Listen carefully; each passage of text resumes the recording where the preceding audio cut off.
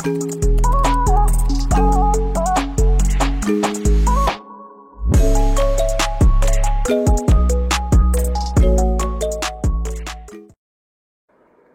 pun, salam sehat untuk kita semua. Jumpa lagi di podcast Rumah Sakit Advent Bandar Lampung. Dan pada kali ini kita akan membahas satu topik yang sangat menarik, yaitu bagaimana alur pendaftaran jika berobat di Rumah Sakit Advent Bandar Lampung. Telah hadir bersama kita narasumber kita, Ibu Febe Langi. Salam sehat Ibu Febe. Salam sehat juga Bu Rina. Nah Ibu, kita akan membahas suatu topik bagaimana alur pendaftaran jika pasien berobat di Rumah Sakit Advent Bandar Lampung. Sebagaimana kita ketahui, sekarang pasien datang berobat, ada yang dengan menggunakan BPJS, ada juga pasien umum, ada juga pasien asuransi, bahkan ada juga pasien dari Jamkeskot. Kira-kira alurnya bagaimana ini Bu untuk pendaftarannya? Di Rumah Sakit Advent ada 2 sistem pendaftaran yang kami terima. Yang pertama adalah melalui aplikasi mobile JKN. Dan yang kedua, pasien bisa datang langsung bertemu dengan petugas pendaftaran. Nah, untuk yang pertama, bagaimana caranya mendaftar lewat aplikasi mobile JKN? Pasien cukup mendownload aplikasi mobile JKN yang ada di handphone masing-masing. Jadi harus bawa handphone ya Bu? Iya betul Bu Rina. Iya. Ya. Nah, setelah aplikasi terdownload, semua sudah selesai, tentunya pasien siap untuk mendaftar. Yang bisa mendaftar lewat aplikasi mobile JKN adalah pasien yang sudah mendapatkan rujukan dari FKTP atau mendapatkan surat kontrol dari dokter. Nah, itu yang pendaftaran lewat aplikasi mobile JKN. Tentu alurnya tersedia di aplikasi tersebut. Dia bisa mengikuti langkah-langkah petunjuk yang sudah ditetapkan oleh aplikasi tersebut. Nah, untuk yang kedua adalah pendaftaran langsung datang ke rumah sakit melalui petugas pendaftaran. Biasanya itu Bu Rina, untuk pasien-pasien yang datang langsung adalah pasien yang pertama adalah pasien umum, pasien asuransi yang tidak terdaftar di mobile JKN, atau pasien yang surat kontrolnya itu sudah lewat atau bisa dikatakan sudah expire, atau pasien baru yang belum ada rekam medik pasien. Nah, karena tidak terbaca di aplikasi mobile JKN, pasien bisa mengambil antrian terlebih dahulu di mesin konsol atau yang kita kenal mesin APM. Kemudian setelah mendapat antrian, petugas pendaftaran akan memanggil nomor antrian dan pasien bisa langsung ke loket pendaftaran.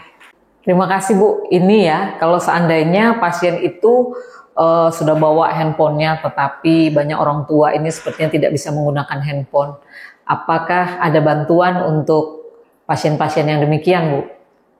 Baik, di Rumah Sakit Advent menyediakan loket pendaftaran lewat aplikasi mobile JKN. Kami menyediakan 2 petugas untuk bisa membantu semua pasien-pasien yang bisa dikatakan tidak paham tentang mobile JKN, atau misalnya HP-nya kurang support, atau misalnya ada masalah yang lain, maka petugas pendaftaran yang bertugas di loket tersebut akan membantu pasien dari awal sampai pasien bisa berobat di poli. Nah, jadi kita tidak perlu khawatir dan tidak perlu ragu bila mana kita tidak bisa menggunakan aplikasi mobile JKN, maka akan ada petugas di Rumah Sakit Advent yang siap membantu. Nah, selanjutnya Bu Febe, ini ada pertanyaan ya dari masyarakat. Kalau seandainya ingin berobat dengan menggunakan BPJS, tetapi bukan warga kota Bandar Lampung lah, di mana kita tinggal, apakah bisa digunakan? Kalau bisa digunakan, bagaimana syaratnya? Kalau tidak bisa digunakan, bagaimana? Untuk pasien yang berada di kota Bandar Lampung, kita mengikuti regulasi BPJS ya.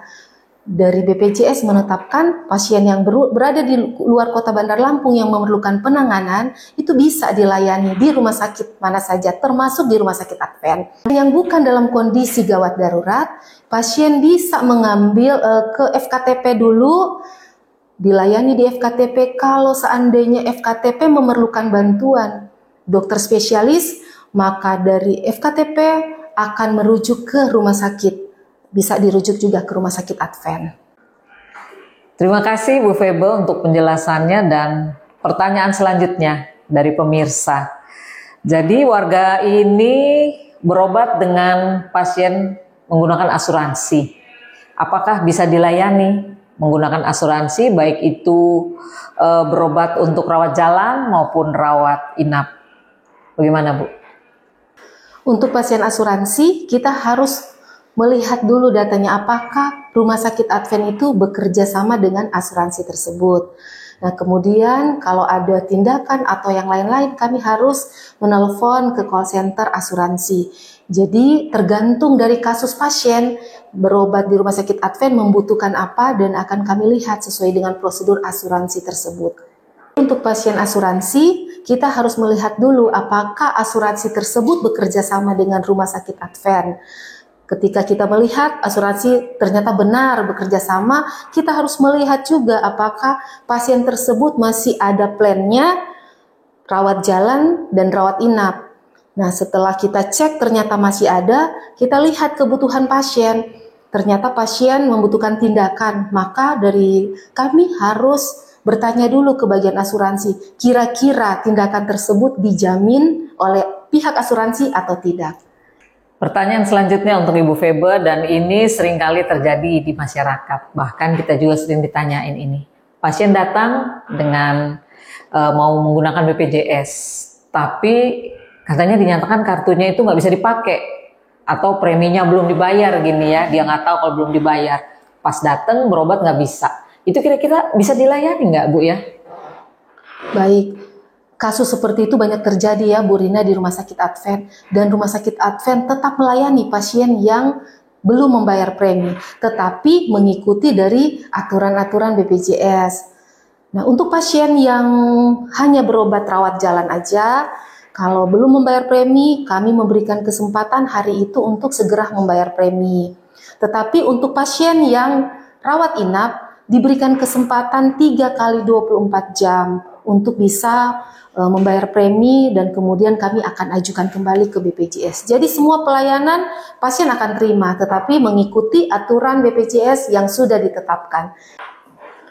Jadi Bapak Ibu jangan khawatir untuk berobat di Rumah Sakit Advent. Walaupun kartu BPJS non-aktif, tidak aktif, kami masih memberikan kesempatan sesuai dengan aturan BPJS untuk rawat jalan 1 kali 24 jam dan untuk rawat inap 3 kali 24 jam.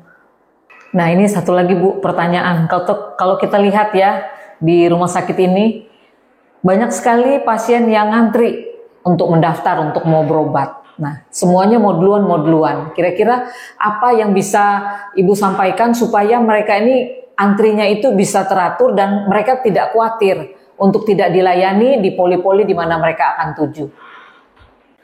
Benar Bu Rina, pasien rawat jalan kami itu cukup banyak, bisa dibilang luar biasa. Setiap hari itu banyak sekali pasien yang berobat untuk rawat jalan. Dulunya memang iya, ngantri pasien. Tetapi sekarang tidak lagi Bu Rina. Sekarang kami sudah menyediakan mesin APM. Jadi pasien bisa lewat APM, bisa daftar lewat mobile JKN, bisa daftar langsung. Jadi sudah terurai. Dan pasien itu sudah diedukasi dari awal untuk datang sesuai dengan jam praktek dokter.